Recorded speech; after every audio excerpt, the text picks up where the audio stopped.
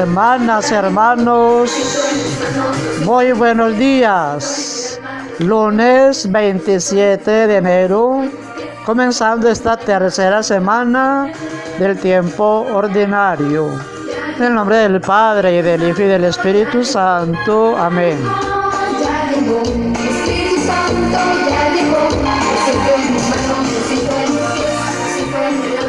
Vamos a tomar una frasecita de la carta a los Hebreos, capítulo 9, versículo 15 y del 24 al 28. Hermanos, dice que Jesús es el único mediador entre Dios y los hombres. Él es el mediador de la alianza nueva. Quiere decir que Él nos ha redimido con su sangre de los pecados. Vino a morir una sola vez. Y después de la muerte, Él va al cielo. Llega al cielo, al santuario. Como dice acá, entró a un santuario no hecho por hombres, sino que vino al mismo cielo a ponerse ante Dios. Habla de la ascensión. Y termina diciendo que Él, la segunda vez, aparecerá para salvar a los que le esperan. Esa es la promesa del Señor. Y el Evangelio, San Marcos 3, del 22 al 30, quedarme solo con una frase, con una pregunta que se hace tanta gente y que yo la voy a volver a explicar, donde los fariseos y escribas están tratando a Jesús como un espíritu inmundo, que lo que hace es porque Él tiene en su corazón un espíritu inmundo. Entonces aquí el Señor viene a aclarar una respuesta, a darla bien clara sobre qué pecados son los que no se pueden perdonar. Les dice Jesús, todo pecado se podrá perdonar a los hombres, pero los pecados, hasta las blasfemias que digan, pero el que blasfeme contra el Espíritu Santo no tendrá perdón jamás, cargará con su pecado para siempre. Se refería a los que decían que tenía dentro un espíritu inmundo. Palabra del Señor, gloria a ti, Señor Jesús. Decir que Jesús tiene un espíritu inmundo es pecar contra el Espíritu Santo y ese pecado no será perdonado. Resulta que Jesús sigue presente en el mundo. Él quiere estar presente en el mundo hasta el fin de los tiempos, lo dejó escrito. Quiere estar presente en su iglesia. Por eso ha fundado una iglesia el día de Pentecostés, cuando envía el Espíritu Santo sobre los apóstoles y nace la iglesia. Y esta iglesia se ha extendido por todo el universo a través de más de 20 siglos, guiada y fortalecida por el Espíritu Santo. Iglesia que nosotros llamamos católica, la única que viene del Señor. Y eso llena de ira al mismo diablo. A Satanás lo llena de ira saber que hay una iglesia, que Jesús sigue presente en esa iglesia, en los ministros, en los sacramentos.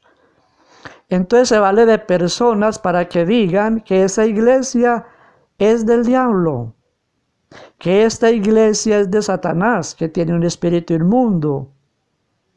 Al Papa lo tratan de la bestia, del anticristo, y a la iglesia católica la tratan de ramera y prostituta. Es una blasfemia. Y lo hacen las sectas, de casa en casa. Y van bien vestiditos, con corbata, bata larga las mujeres, pelo largo. ¡Ay, la Biblia! ¡Ay, somos de Jehová! Somos salvados, venimos a hablar del amor de Dios. Hermanos, ellos son Satanás. Porque andan difamando de la iglesia de Satanás. iglesia que es fundada por el Espíritu Santo y guiada hasta hoy por el Espíritu Santo. En los sacramentos está el Espíritu Santo. En la Eucaristía, por ejemplo, el sacerdote antes de consagrar, ¿qué dice? Invoca al Espíritu Santo. En el bautismo se nos da el Espíritu Santo, está en la Biblia. En la confirmación se nos da el Espíritu Santo, está en la Biblia. En cada sacramento está el Espíritu Santo actuando. En los enfermos, en las personas. La iglesia es guiada, iluminada por el Espíritu Santo. De eso no nos quede ninguna duda. Pero ellos dicen, la secta protestantes, que la iglesia es del diablo. ¿Cómo va a ser del diablo? Mire, por ejemplo, el Espíritu Santo cómo ilumina la iglesia para presentarnos en el año el mensaje total de Cristo, en el año litúrgico. La Biblia presentada de una manera con lógica, una manera con una secuencia lógica de presentarnos a Cristo. Desde que yo estoy con este canal, me he enamorado más de la Iglesia Católica y de la palabra, porque veo ahí el Espíritu Santo cuando uno va meditando la palabra día por día, como la Iglesia nos las presenta en ese orden cronológico. Los tiempos de Adviento, Navidad, la Cuaresma, la Pascua, presentar ese mensaje de Cristo de una manera tan lógica, tan secuencial. Para cada celebración, las lecturas apropiadas. Hemos terminado ahora el tiempo de la Navidad, como se nos habló desde el Adviento, desde el Antiguo Testamento, cómo se anunciaba el nacimiento de Cristo. Ahora empezamos este tiempo ordinario, profundizando en el mensaje de Cristo de una manera lógica, continuada. Estamos leyendo ahora en semana, todo este tiempo, todo este mes, leyendo la carta a los Hebreos.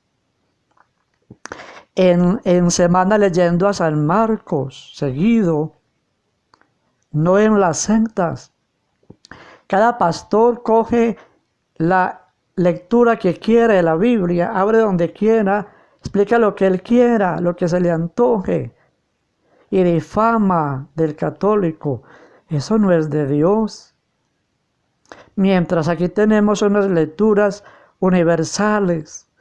Esta lectura de los Hebreos 9, San Marcos 3 que estamos meditando hoy, se están leyendo hoy en todo el mundo católico. En todo el mundo se leen estas lecturas hoy. Desde la China hasta Chile, Colombia, México, en Alemania, en qué sé yo. En todo el mundo católico se leen hoy las mismas lecturas. Es la unidad perfecta de la Iglesia. Unidad que fortalece y que crea el Espíritu Santo. Y como estas sectas dicen que la Iglesia Católica es ramera y prostituta y que está guiada por el espíritu de Satanás.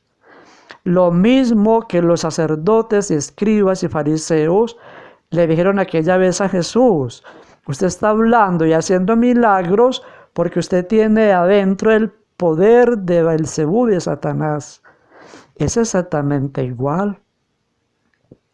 Y ese pecado no será perdonado ni en esta vida ni en la otra, dice Jesús. Hay que orar mucho por la conversión de los protestantes, porque ellos están, sin quererlo, inocentemente, apóstoles de Satanás, predicando de casa en casa, desde las redes sociales, en los púlpitos, lo que se les antoja, a su manera. A mí lo que me parece más grave de las sectas, hermanos, son todas.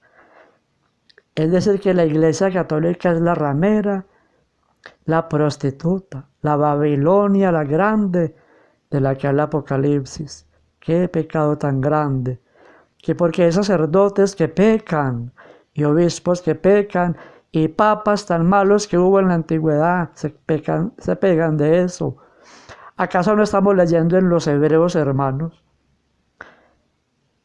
que el mismo Dios sabe que los sacerdotes son pecadores y que el sacerdote ofrecía sacrificio por los pecados propios y ajenos? Así el sacerdote actual también ofrece sacrificio de la misa por sus pecados y por los del pueblo. Y las oraciones que él hacía antiguamente por el pueblo, siendo sacerdote pecador, el Señor las recibía. Las recibía.